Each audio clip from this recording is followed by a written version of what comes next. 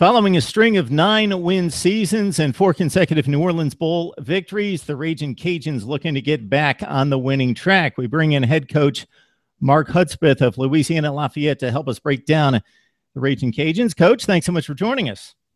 Hey, thanks for having us. I really appreciate it. Definitely. So a lot of success there over the past several years. You were 4-8, though, last year, trying to get on the winning track. So is there a different vibe, a different mood, maybe sense of urgency when you're coming off a 4-win season versus having a successful campaign like you did 4 consecutive years? You know, I definitely think so. You know, it's the old saying is sort of true. It's one thing to get to the top. It's even harder to stay at the top and to win. You know, I think somebody had told me there was only 8 teams in the country that has won 4 bowl games in the last 5 years. But after we had won that 4th bowl game and won 9 games for the 4th straight year, us and Oregon were the only 2 teams in the country that could say they had accomplished something with that feat. And so it's hard to do it. We lost 3 players to active NFL rosters and a 3-year start quarterback, Terrence Broadway. So we sort of took a pretty good little hit. It was somewhat of a rebuilding year. But we still had our chances. We just didn't do quite a good enough job to make it happen. But I really feel like we're really close to being really good for another little stretch run. Coach, you come back at the quarterback position with Jordan Davis, who got a valuable start in the finale against Troy, 19 of 33, a touchdown pass there. He comes into his sophomore season. Does he have the job, or is Jalen Dixon actually moving to running back after playing some pretty good time at quarterback last season? Yeah, well, right now, like I try to tell everybody, Jordan he's the leader going into camp. He'll take the field with the ones right away. I haven't named him a starter because, you know, we've got another guy named Chris Weaver who also had a really good spring.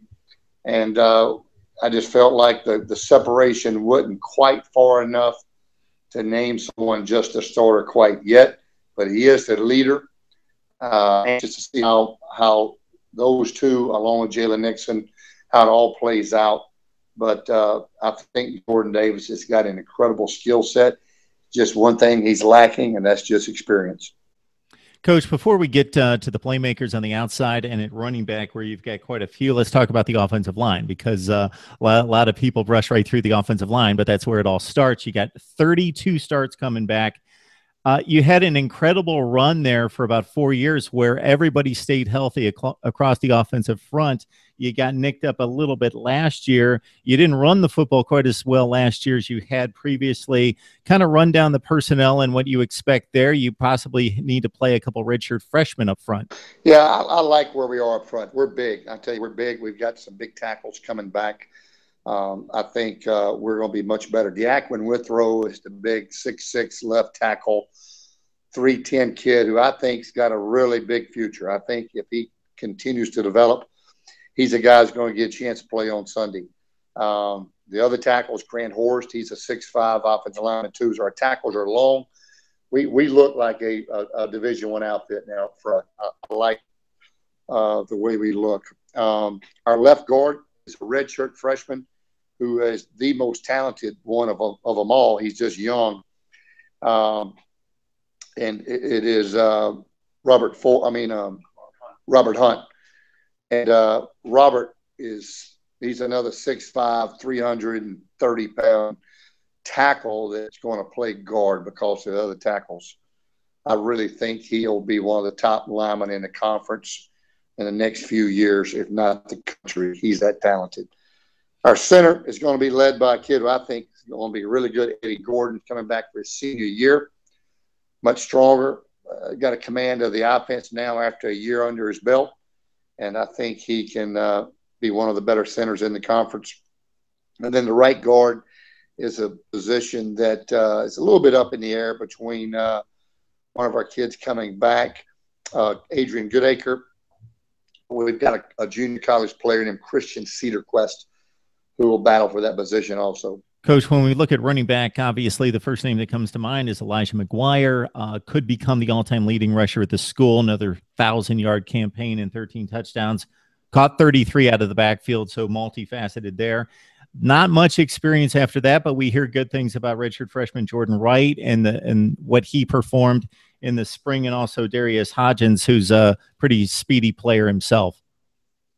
Yeah, you know, Elijah is the only active player returning in college football that's got 3,000 yards rushing and 1,000 yards receiving. You know, to me, he is the top back in this conference, and we've got to make sure we get him the football. We got to give him, you know, not just handing it off between the tackles. This kid is a player that you can move around in a lot of different ways. But you also did mention Jordan Wright had a great spring. We think he could be the future, you know, running back, the future. He was a big time player in high school, but we also signed two really good players past year. Trey Regis, 3-star running back out of Shaw High School in New Orleans. And then the fastest player in the state of Louisiana named Raymond Caillat. He was the state of Louisiana track athlete of the year, which is saying quite a bit for the state of Louisiana. Yeah. So he's a 10-4, 100-meter guy that can really fly. Yeah, you get a few football players in the high school football ranks down there in Louisiana. No question about that. Coach, you mentioned 3 players from last year's team in NFL camps right now. Jamal Robinson, obviously one of them, takes most of the receptions and the big plays from this offense from 2015. But you've got a lot of receptions, a lot of productivity coming back at wide receiver. You got to be fairly comfortable with the position. We do. Once again, you know, we've got guys like Al Rouse, who brings back a lot of experience, a lot of catches, a lot of touches. Gary Haynes, to me, could be a kid who could be one of the most dynamic players in this conference in the future. On the outside, you know, Devin Scott's played a lot for us. Jared Johnson played a lot, missed last year. He's a big 6'5" wideout on the edge. But then I tell you, we are really high on a bunch of freshmen who played either sparingly last year or didn't play at all, but they're all big. Keenan Barnes, Michael Jacquette, Jared Jackson, Jamarcus Bradley, and then the 6'5" freshman, Khalif Gossett. We've got some big targets out there, just young, inexperienced, but I like our receiving core. It's the deepest it's ever been since we've been here. Yeah, Riles caught 46 last year, 4 touchdowns. And Haynes, you mentioned him with 25 receptions last year. You need to kick the ball a little bit better, score some points. You did have a freshman out there in Stevie Artigue, 8 of 15. Is there a competition there? No, you know, he was just a freshman. Last year, we went into the year with a true freshman kicker and a true freshman punter. And the punter had never played American football. He'd never put on the pads. And so he's going to be one of the top, I believe, one of the top 5 punters in the country. He finished last year, if I'm not mistaken, second in the conference. But Stevie Artigue, getting back to the original question, is the kicker. He is the guy. He's had a great summer. I think he'll be much improved, just a freshman last year. Now, obviously, Dominique Tovel, a terror in the backfield, 14.5 tackles for loss, 7 sacks. He's gone. You do bring back some playmakers in the backfield at safety and corner, and Tracy Walker. Savion Brown had 3 interceptions, 42 tackles as well. Walker was the second on the team in tackles. We can kind of group everything together here when we talk about linebackers. You got a lot of productivity coming back there with Otha Peters and Darzell Washington. Your thoughts about the defense and some possible improvement. What would you like to see out of the defense during the August drills? Yeah, we'll be much improved. A lot of returners back, a lot of productivity. Led by Otha Peters. We've got to create more turnovers. Last year, it was an odd year. We just could not get any turnovers. And even when the ball popped out or hit us in the hands, we just couldn't get possession of it. Just did not get a lot of good bounces our way. We was last in the league in turnovers caused.